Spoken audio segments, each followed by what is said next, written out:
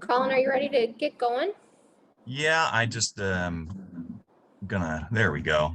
Let me get my screen pulled up here. Perfect.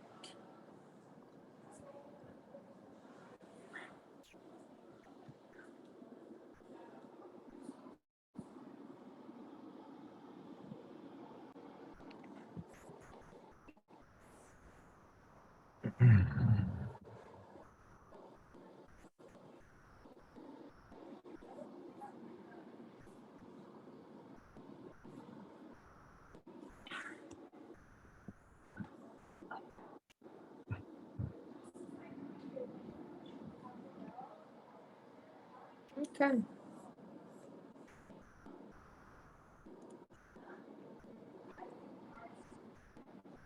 All right. I think there's 15 of us on right now. So if we want to get going. All right. Awesome. Well, good afternoon, everybody. Happy Wednesday. Thank you to everybody that's in office or on the Zoom channel, wherever you may be. If you've attended our Wednesday meetings before, this is all about getting information that can make you a better buyer's agent or a listing agent. Today, we're going to cover financing for 2 to 4 unit properties, also known as multifamily properties. If you've not been in these before, just butt in, ask questions. This is all a kind of back and forth evolving Q&A. So if you see something that you have questions on, please don't hesitate to interrupt, or if you want to use this raise hand feature. I've never quite figured that out, but yeah, for sure. This is all about questions that you may have. So let's get rolling here. What exactly is a 2 to 4 unit property? 2 to 4 unit properties, also called duplexes, triplexes, fourplexes, quadplexes.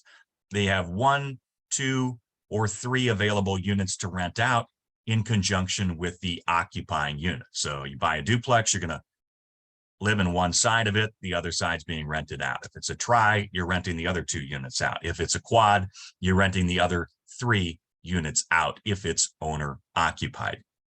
Some key differences that I wanted to underscore about 2 to 4 unit properties is that this is different than an ADU, accessory dwelling unit, for example, an ADU, right? This is different than having a spare room, or you've got, a basement that maybe has a separate entry, but county records are always going to be key in identifying what kind of property it might be. This is especially important in Hennepin and Ramsey counties, right? Where you might have a property that has multiple units and it looks like a multifamily property, but you always want to cross-reference the county records to make sure that it is in fact a multi-unit. What does that mean? It means each of these units should have separate entrances, kitchen, bathrooms, and utility meters. And I thought this is a great rule of thumb that every unit should really have the same amenities as your standard SFH, right? So, I mean, you should have separate everything, specifically entrances, kitchens, bathrooms, utilities. You see a lot of properties that might be, quote, illegal duplexes, triplexes, or fourplexes. And that's where the county records will come into play, where it might appear to be a multi-unit property. But again, county records are going to be key in determining that up front. So let's dive right into this in terms of FHA or VA financing for duplexes. This is going to be HUD approved loans, right? So when we talk about government insured loans or HUD loans, we talk about FHA, VA, and USDA.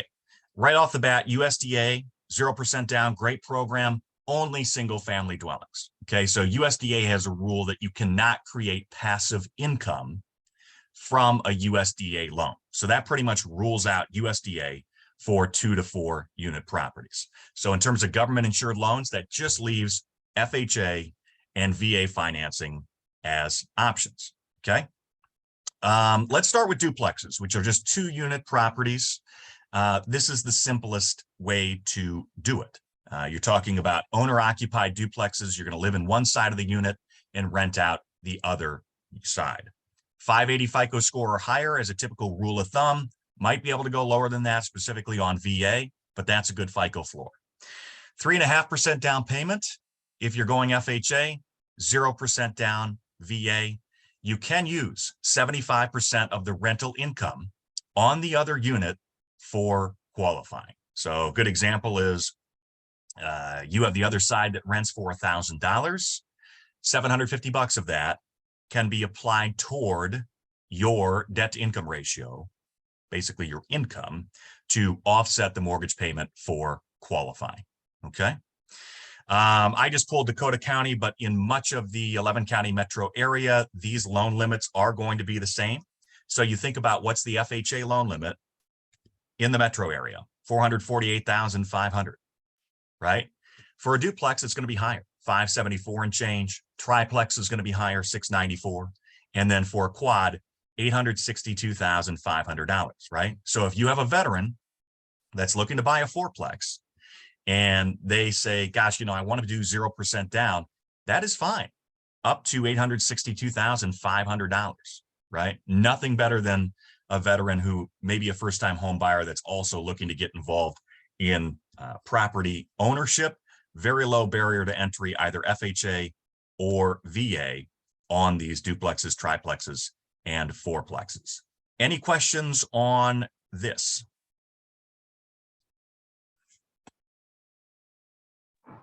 In order for you to count the rental income of the other unit, do you have to have a signed lease, or is that based on market value and what could be assumed that you'd be able to rent that unit out for? It's a great question. The appraiser is typically the decider in terms of determining what market rents will be. So you have an appraisal that's done on a multifamily property. The appraiser will do a schedule of market rents where they will say $850 for each of these units. If the property's vacant, that's where leases can come into play as a replacement for what the appraiser decides. But more often than not, you are subject to what the appraiser determines as market rents for the other units.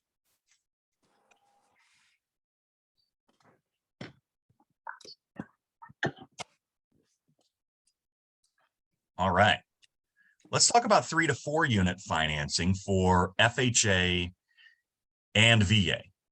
Still going to be 0 down for VA, 3.5% down for FHA, even at those higher loan limits that we just went over, right? But you're going to want to have reserves. 3 months PITIA reserves. What does PITIA mean? Anybody know? PITI with an A. So principal, interest, taxes, insurance, and then association dues, if applicable, right? So let's say that you've got a mortgage payment that's going to be $3,500 on a fourplex. You want to make sure that the borrower, obviously, if they're FHA, has 3.5% down, but also you want to have 3 months reserves of the mortgage payment. So $3,500, that would be $10,500 that they have in a retirement account. It doesn't necessarily have to be liquid, but the thing is that, okay, are you going to be able to rent all of those units out? Probably, but HUD typically wants to make sure that you have reserves in pocket so that you can cover vacancies for one or more of those units, okay? Go back to duplexes for a moment. Typically, that's only 1 month for duplexes, but 3 to 4 units, typically 3 months reserves that the lender's going to want to keep an eye on before the pre-approval is issued.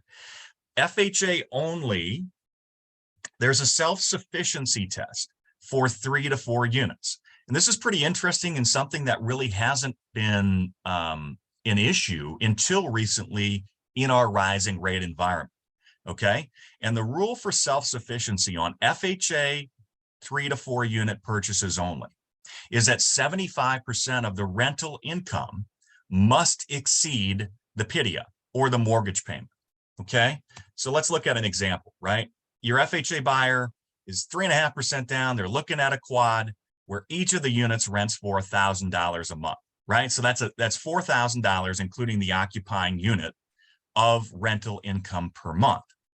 The rule is that the mortgage payment, including taxes and insurance, can't exceed 75% of all the rents in the building. Okay. So this example would be $3,000 is going to be our cap for the mortgage payment. To Crystal's question, rents are determined by the appraiser. this has again been kind of a bigger deal now in a higher interest rate environment where, you had FHAs that might have been 3%, 3.25%. You're never going to get to that issue where, the mortgage payment is higher than 75% of the rents, but now it's become a little bit more of an issue. I had one with John Graham about 3 months back where we were really close. And what we ended up doing is adjusting the insurance coverage to make sure that the quad passed the self-sufficiency test. This is a tough one to explain to buyers too, because they're like, what the hell? I'm going to cash flow a lot on this owner-occupied duplex or I'm sorry, not duplex because it's not on duplex, triplex or quad, right? And the best explanation is that, again, you're going to fit this building. You might fit the building, but the building has to fit you. HUD is basically saying that, okay, we need to make sure the building cash flows sufficiently so that if one or more of the units were to go vacant, that you're not going to end up underwater on the mortgage payment as a result of this self-sufficiency test. Any questions on this? I know it's a little bit of math. And again, this is only FHA and only triplexes and quads.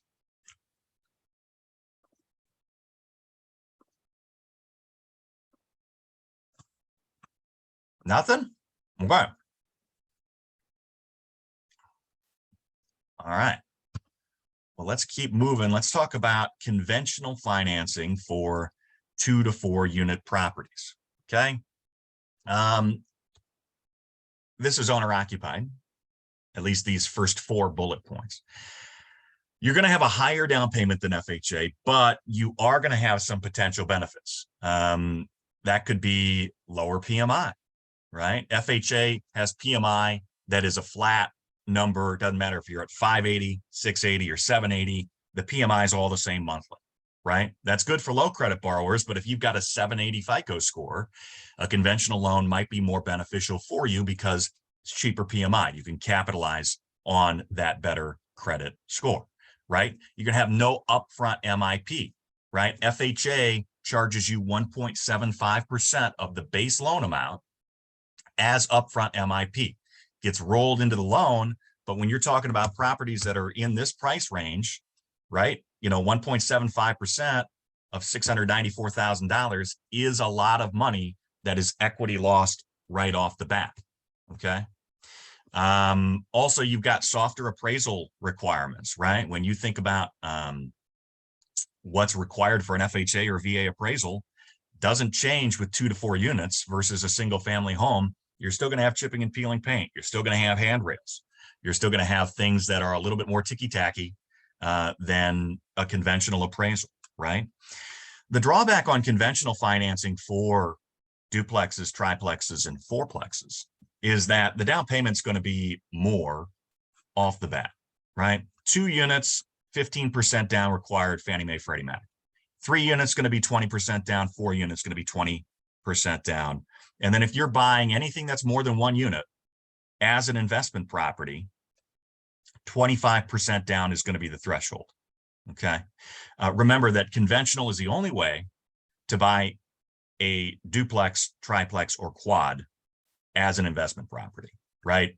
HUD loans, FHA, VA, are not to be used as investment property vehicles. They're owner occupied only. So if you have somebody, like I'm thinking, I see Jen on this call. Jen just executed an investor that wanted to buy a duplex, right? 25% down is that threshold. Okay. Now you might say, and I would not blame you for being confused, that, well, wait a minute, there used to be a program where you could do 5% down conventional and buy a duplex. And that was a program that Freddie Mac had available that was phased out late last year, where you can put 5% down, or you could put 5% down as a conventional buyer, and you were not subject to income limits. Ultimately, Freddie Mac got sick of all of the occupancy fraud that was going on with that, house hacking, bigger pockets, things like that. And not necessarily negative, but just a decision that Freddie made where they phased out that 5% down conventional option. Now, there's a loophole in this second to last bullet point in that MHFA, so Minnesota Housing Finance Agency, has a 5% down owner occupied duplex, triplex, quad program. The only potential drawback to that is that you're going to have a higher rate, and that is significantly hampering your cash flow, right? So let's say that you wanted to buy a property, FHA, 3.5% down. You are going to be looking at a rate that's probably 2 points lower than what MHFA has. But it is a good thing to keep in mind that MHFA has this 5% down owner occupied program. That's a loophole to Home Possible being phased out, right? Real talk, if you're talking triplexes, fourplexes, 20% down is a good place to start conventionally, okay? Reserves are often required. You can use the rents similar to the way that you use rental income for FHA in terms of 75% of the income. There's no self-sufficiency test for conventional loans. So when you talk about, okay, is the mortgage payment going to cover, is going to be covered by 75% of the rents, that's something you don't worry about on tris and quads for conventional financing. Questions on any of this? And I got one. So on the one we just did, it was 25% down. He was a duplex. But then I just had another investor who bought just a townhome, and he was 20% down, both conventional. Is that, so it depends which style? It just depends on the units. That's a great question, Okay. right? So if it's one unit, investment properties can be 15% down. Okay.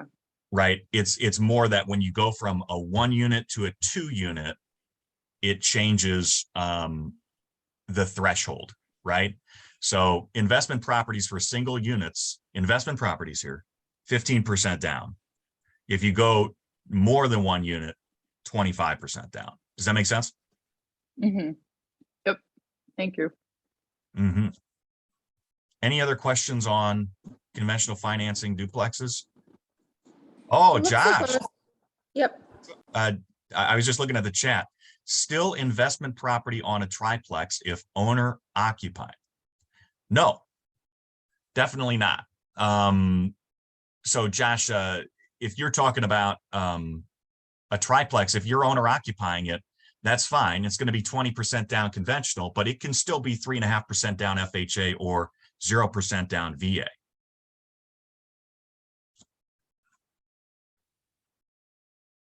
Does that answer your question, JA? He's probably on the phone with the client. Alex, yes, great question in terms of the amount of time they have to occupy. We're going to get to that in a moment. So hang on there. All right, thanks, Josh.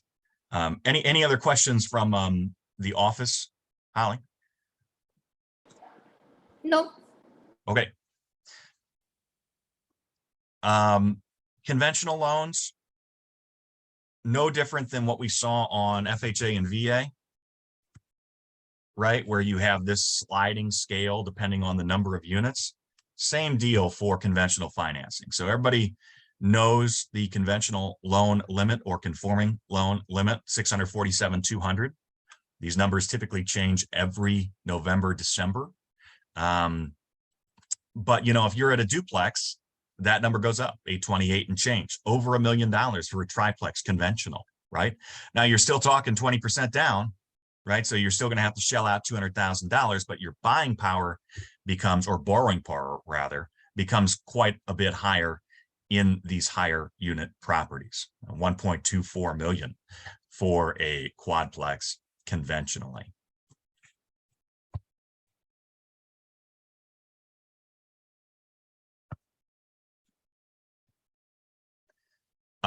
Okay, so let's talk about some sticking points, red flags, occupancy fraud. We'll talk about this kind of borderline negative stuff for a moment. So Alex, to your question, is there, you know, amount of time that I need to be in the property?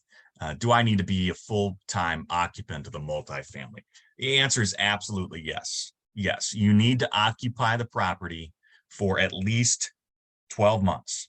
So 12 months, Alex, is the bright line test. And you as the buyer would sign an affidavit of occupancy that says, number one, you're going to occupy the property within 60 days of closing.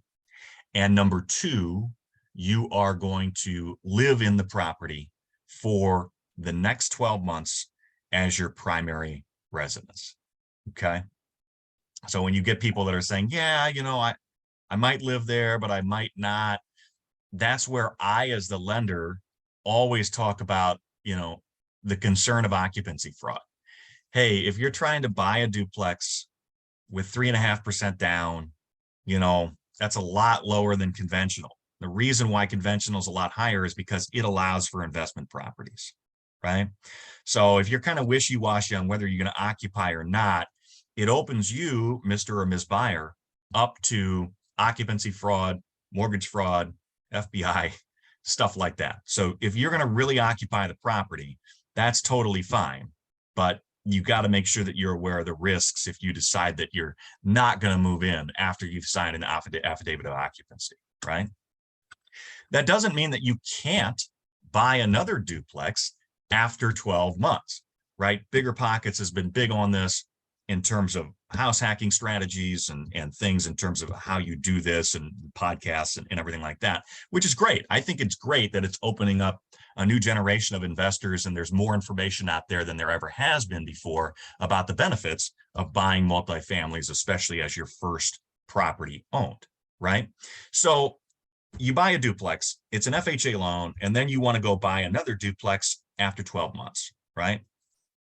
You can do that, but it has to make sense from an underwriting perspective, and it cannot be another FHA loan, right? You cannot have two FHA loans within 100 miles of each other, right? So if you say, I'm going to put 3.5% down, and I'm going to buy another property with 3.5% down. Well, hold on a minute.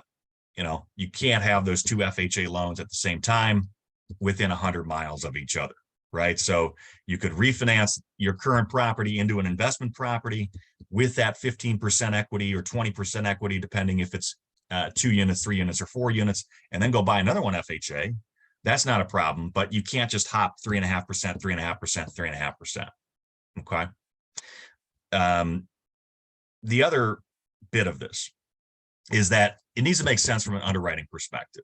Okay, because you see multifamily properties have a higher degree of occupancy fraud than any other type of property, condo, townhomes, PUDs, single families.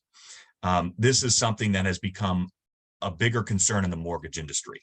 So when I say it needs to make sense from an underwriting perspective, let's say you've got somebody that married 2 kids and they own a $450,000 single family home in Lakeville. Okay. And now they're going to go buy a $380,000 duplex in South St. Paul with their 2 kids. Okay. Does that make sense? Does that fit? Because those are sort of red flags that underwriting is going to say, come on, right? A, you're downsizing. B, you know, you're holding on to the single family home. It's not a contingent purchase. You know, are you really just trying to lock up this $380,000 duplex with minimal down? Right? You know, are you trying to skirt the occupancy rules and just get in with the cheapest amount of money possible? Right? Questions on this?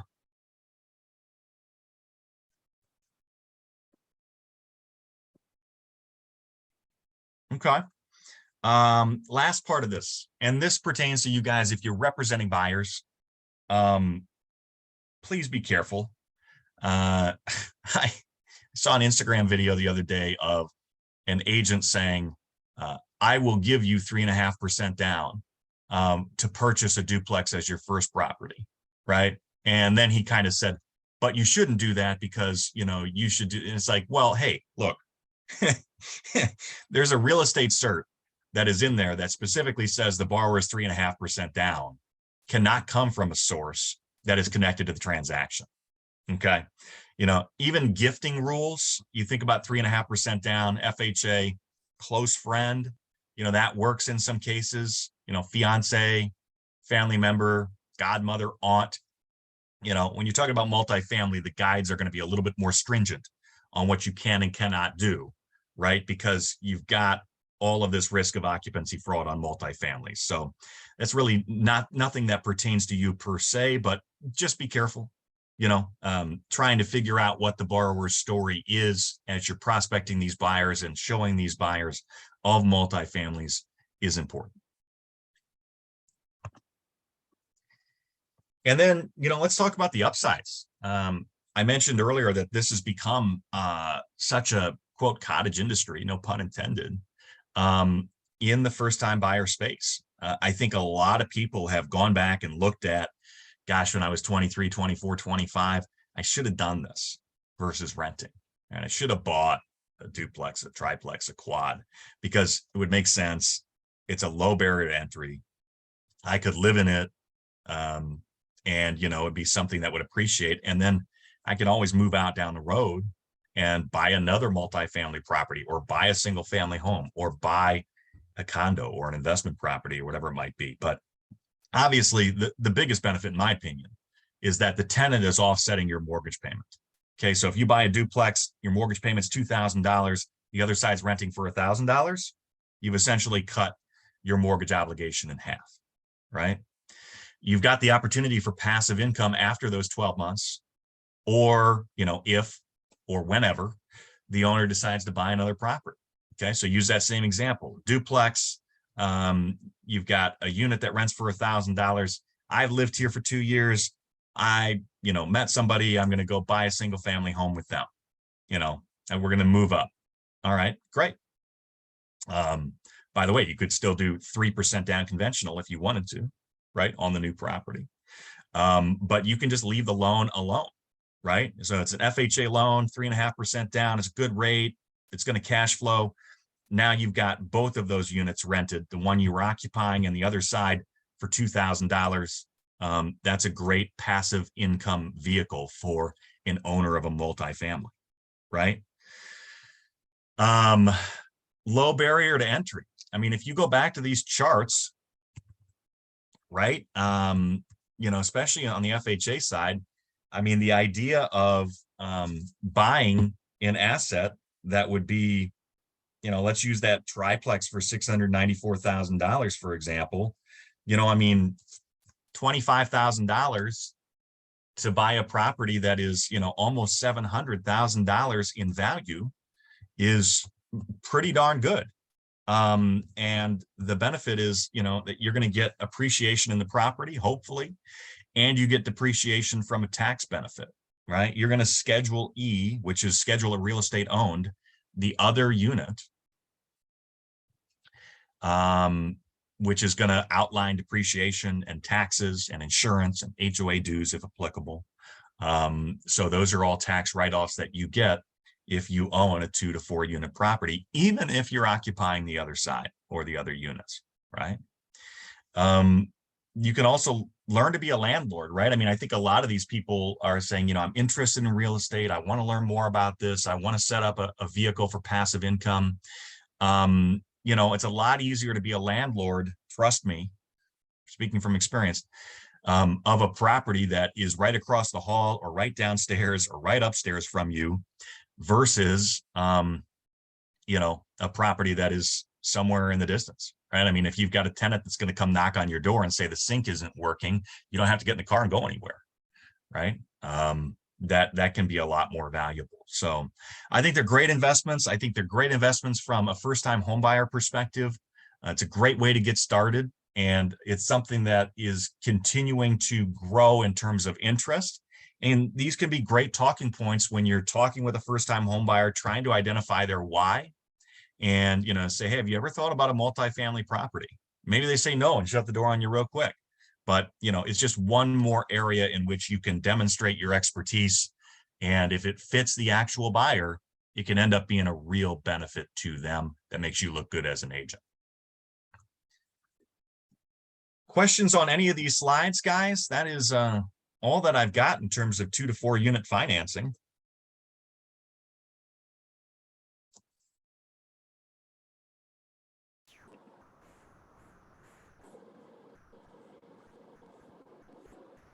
Quiet group today.